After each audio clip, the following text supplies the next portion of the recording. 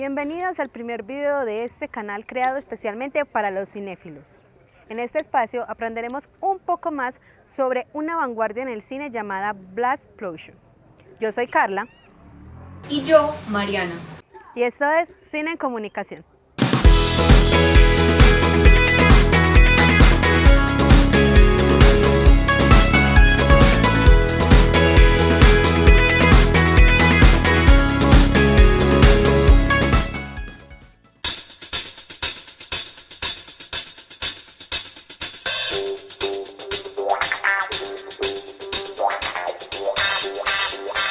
El racismo aterrorizó y marcó la vida de millones de personas alrededor del mundo durante muchos siglos.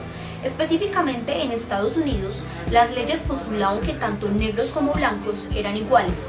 En la práctica se evidenciaban cosas diferentes debido a que, por ejemplo, existían lugares a los que solo podían asistir las personas con tez blanca.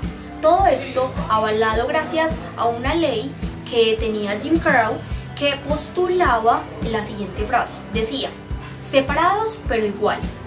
Gracias a la lucha de millones de personas negras, este tipo de comportamientos desaparecieron y las personas negras tenían más oportunidades laborales, profesionales, económicas, sociales y culturales.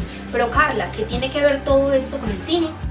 Claro que sí, Mariana, pero antes es importante mencionar que Martin Luther King desarrolló una labor crucial en Estados Unidos frente al movimiento por los derechos civiles para los afrodescendientes y además participó como activista en numerosas protestas.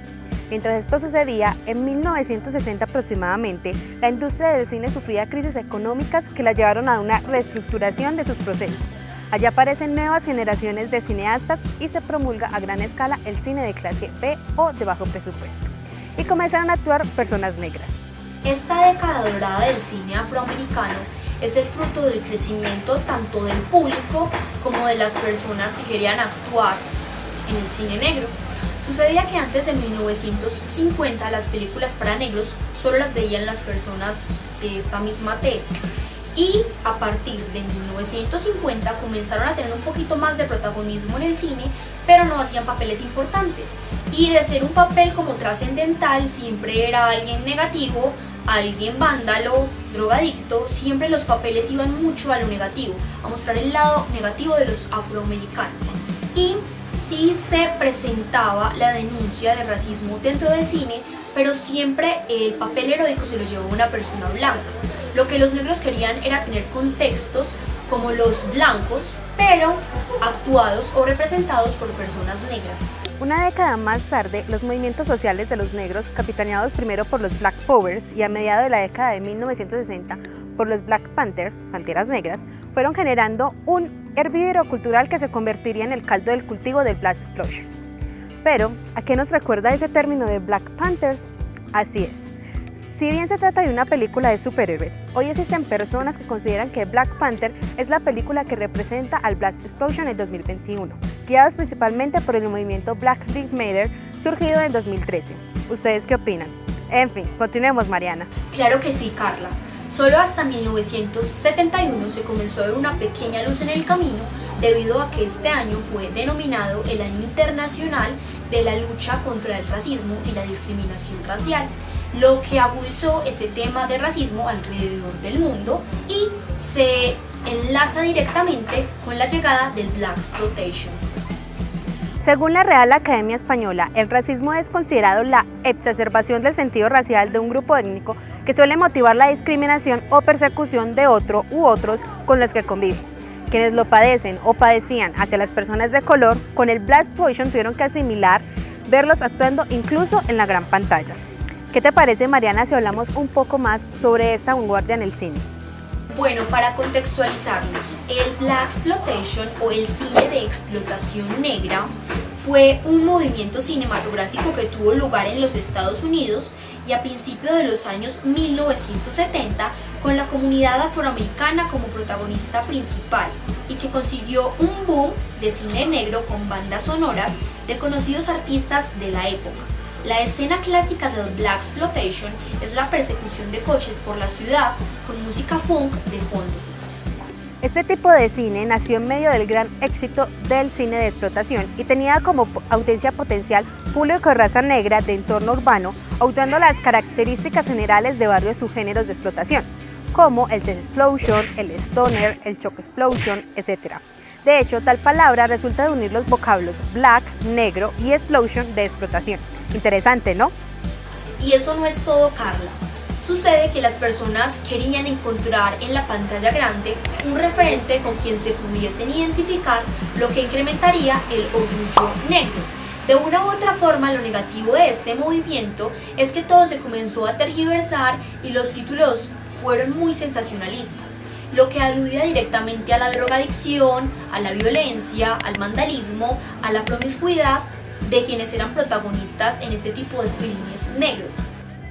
Por ello, se dio un fenómeno de protestas contra esta vanguardia cinematográfica porque no representaba lo que en verdad eran las personas negras. Para 1980, el Black Exploitation perdió la esencia, ya no estaba su música full representativa y la trama se centraba en la acción. Algo decepcionante, ¿no? Ahora, no podemos hablar de una vanguardia tan importante o trascendental como esta sin mencionar referentes de películas Black Exploitation, por lo que aquí les traemos un top 5 de las películas más importantes Black Exploitation alrededor de la historia. En el top número 5 tenemos la película denominada Three the Hard Way, hecha en 1974. Gordon Parks logró reunir a 3 de los actores más icónicos del género en esta película, en la que Jim Brown, Fred Williamson y Jim Kelly tratarán de derrotar a un grupo de supernazistas blancos que han urdido un plan para acabar con la población de afroamericanos por medio de un veneno vertido en el agua inofensivo para caucásicos. El cuarto puesto se lo lleva Superfly 1972. Pese a que esta película será siempre recordada por tener una de las bandas sonoras más espectaculares de todos los tiempos, la historia que cuenta acerca de un traficante de drogas que pretende culminar su último gran negocio antes de retirarse, resulta otro de los ejemplos más contundentes del sueño americano roto y los deseos de salir del mundo criminal. En el top número 3 tenemos Foxy Brown de 1974. Pese a tratarse de un remake de otra de las grandes películas icónicas Black Exploitation, Coffee, en 1973, Foxy Brown supo encontrar una forma más dinámica con la que llegar a un número mayor de espectadores en este ejercicio feminista que comenzaba a dar voz a la mujer en un mundo de discriminación. El poder de la mujer independiente afroamericana se vuelve una realidad con esta metafórica película sobre una improvisada agente secreta que se encuentra infiltrada con una pistola oculta en su peinado afro en una mafia de prostitución secreta para encontrar al responsable de la muerte de su marido. 2. Sweet Sweetback Bad as Son 1971. El sexo es otro de los componentes más representativos del género Black Exploitation. Por eso, los protagonistas de estas películas eran fuertes defensores de la virilidad y la demostración de su hombría. Sweetback es el paradigma de macho hipersexualizado, un ladino llegó, uno de los trabajos experimentales más transgresores de su tiempo y por supuesto más controvertidos. So interested in black folks. How many men were in the ambush? Y yo sé que ustedes se lo esperaban. En el top número 1 no podía estar otra diferente a Sharp. Esta película fue hecha en 1971 y se considera todo un icono o referente para el Black Exploitation. Y es la película que vamos a analizar en lo que resta del video con mayor detenimiento. Esta película es protagonizada por Richard Roundtree, quien en la trama es John Schaff, un detective negro privado que trabaja en el bajo mundo. Un día recibe la visita de un policía que le pide información sobre un mafioso de Harlem llamado Bumpy. Poco después será el mafioso quien solicita ayuda al detective para rescatar a su hija, que ha sido secuestrada por una banda rival. Schaff y un viejo amigo deciden investigar el asunto, se infiltran en el mundo del hampa para encontrar a la chica, pero Schaff acaba averiguando que el gángster lo está utilizando. Bueno, para hablar un poquito más de la película y ya centrarnos en el análisis, quiero contarles que esta está categorizada como cine clase B, o sea que se realizó con bajo presupuesto, pero esto no es evidente en la grabación de la película, puesto que está muy bien grabada, entretiene y es mucho mejor que otras que están categorizadas como clase B también y son de la misma época. Isaac Hayes fue quien hizo la banda sonora y eso es un factor importante debido a que desató mayor interés en que las personas visitaran el cine para ver esta película. El presupuesto con el que se contó fue $500,000 y la recaudación fue de $12 millones, algo superior a lo que una película de este tipo en esta época recibiría. O sea, es una suma considerablemente buena. Antes de hablar un poco más a profundidad sobre la película, es necesario que hablemos un poco sobre su director Gordon Parks. Nació el 30 de noviembre de 1912 y murió de cáncer en Nueva York el 7 de marzo de 2006. Fue un fotógrafo, músico, escritor y director de cine estadounidense. Se le reconoce como el primer fotoperiodista negro que trabajó para la revista Life por ser el director de Shaft y ser uno de los encargados de documentar la Gran Depresión para la Oficina de Administración de Seguridad Agraria. Nació en Fort Scott, Kansas, en el seno de una familia humilde. Era el hijo pequeño, oigan esto, de 15 hermanos del matrimonio formado por Sarah Rocks y Jason Parks. Su padre era un agricultor. Con 25 años se inició en la fotografía de un modo autodidacta y al ir a revelar su primer rollo, los empleados del laboratorio le comentaron que eran unas fotografías muy buenas. Al parecer su talento era natural. A partir de ese momento decidió dedicarse a la fotografía y qué buena decisión tomó.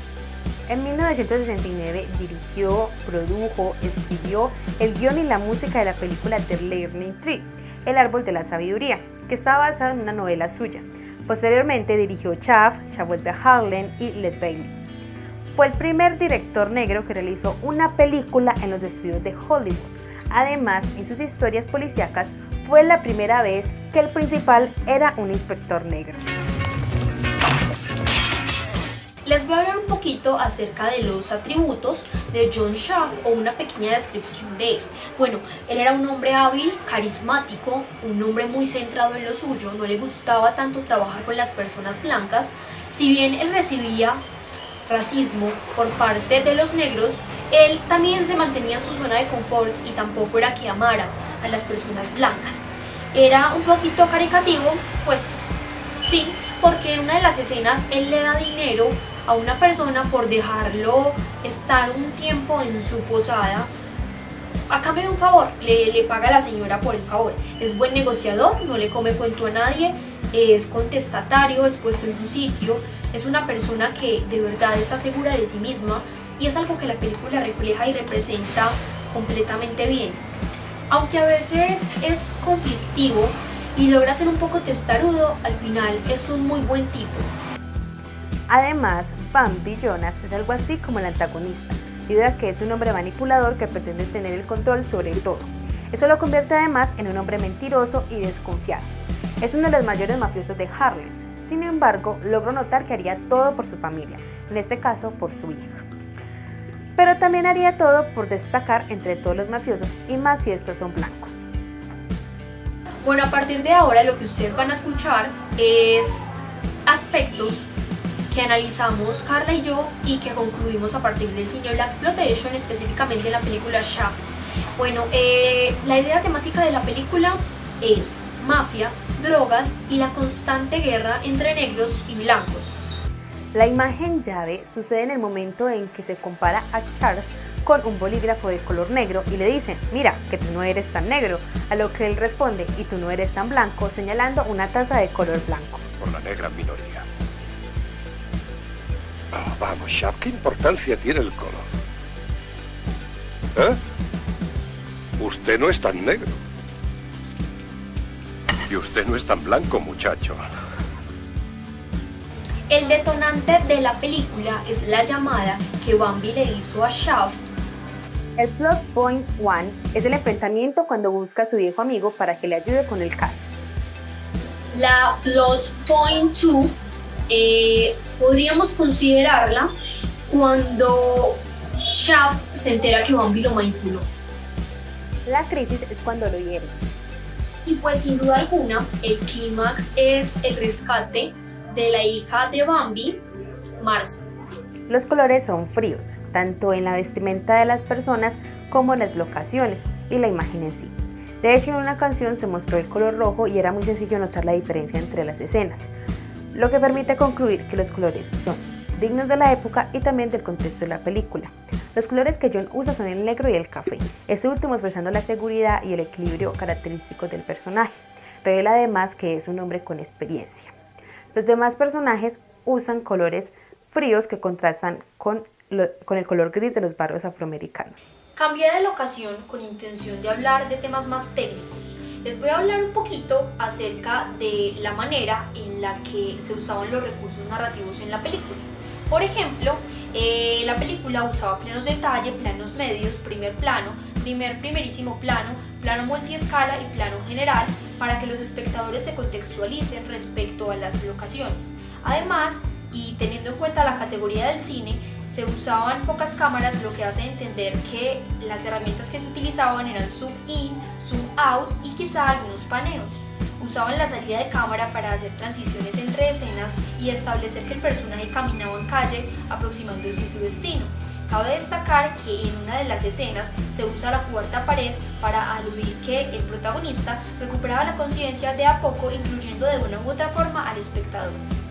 En su mayoría los planos eran equilibrados, esto con dos intenciones. La primera es mostrar que el protagonista estaba bastante seguro de sus capacidades y cualidades, y la segunda de que sin duda alguna él saldría victorioso. Algunas transiciones son bastante bruscas, debido a que el espectador puede presentar confusión. Por ejemplo, hay una escena en específico en la que se presenta al protagonista intimando con su pareja o con su presunta pareja, y luego a este mismo personaje haciendo algo completamente distinto. Estas escenas específicas de sexo son bastante explícitas, sin ningún tipo de censura, y si nos ponemos a interpretar ello, aluden a la promiscuidad del protagonista. Algo que indica el paso del tiempo es el cambio de música entre una escena y la otra. La música era algo demasiado importante, incluso en ocasiones habían escenas en las que solo eran música. Y la cámara siempre enfocaba a la persona que hablaba porque merecía atención.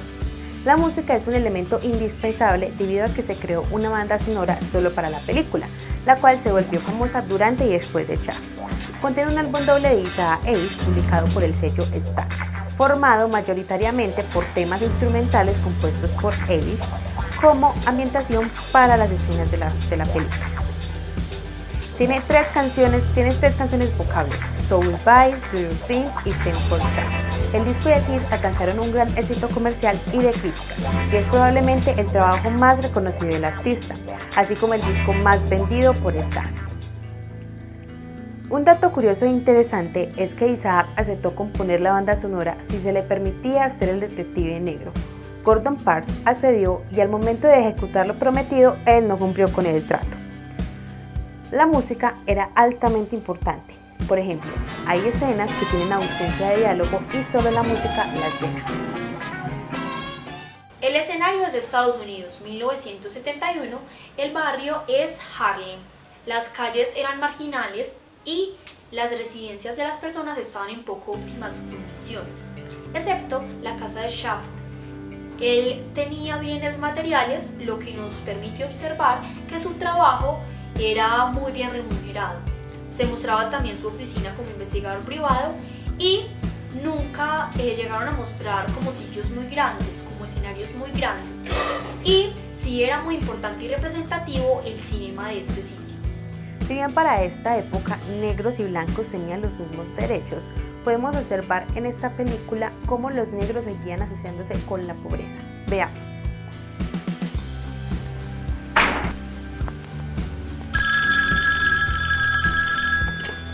Diga, Hola. te he estado esperando. Lo siento, no pude ir. ¿Tienes problemas? Sí, más de uno. A causa de haber nacido negro, entrometido y pobre. Te quiero. También se puede notar cuando el detective le cuenta a Shaft sobre la banda responsable del secuestro de la hija de Bambi, ya que se logra percibir que más que una guerra sobre a quién le compran más droga, se trata más de una lucha entre negros y blancos. Parece que habrá guerra. El asunto es feo, John. Mafia contra vampiros, rufianes contra rufianes por dentro, pero por fuera es negro contra blanco. La iluminación es natural, evidentemente no usaron iluminación artificial diferente a las lámparas o bombillos de interiores y exteriores. Es posible evidenciarlo debido a que en algunas escenas predomina la oscuridad. De hecho, no sé si de forma consciente o inconscientemente hay claroscuro en algunas partes. La película tiene varias escenas que marcan las características narrativas de la vanguardia desde su discurso y se las vamos a mostrar para que tengan una idea de ello. ¡Taxi!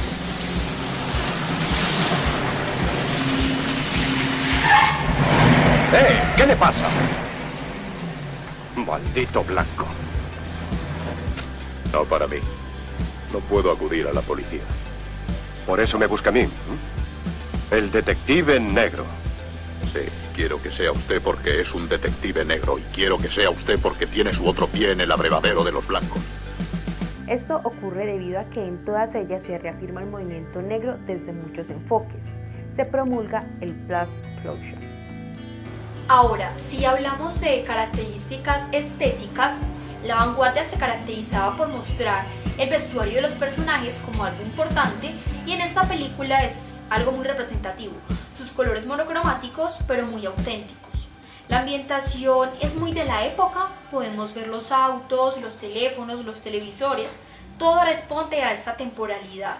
Y desde la psicología del color se puede analizar que la tonalidad gris y fría de las calles se asemeja con la crueldad de aquella pobreza, de aquel sitio marginal y el aburrimiento por tantas situaciones. Y bueno, para ir finalizando este video, queremos regalarles un último dato curioso.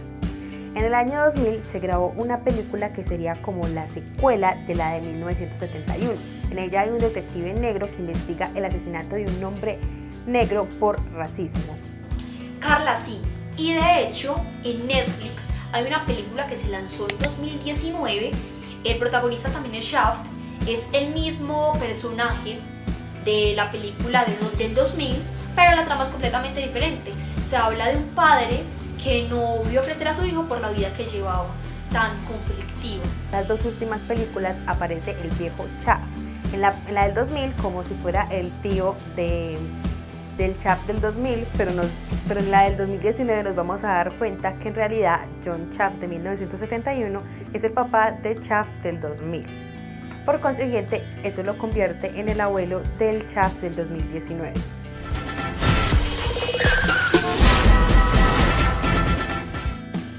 Y bueno, eso fue todo por este video. Espero que lo hayan disfrutado y hayan aprendido un poco más sobre esto que más aman, el cine. Nos vemos en una próxima ocasión, los invitamos a estar muy pendientes y a revisar todo el contenido que subamos para instruirse más acerca de cine en comunicación.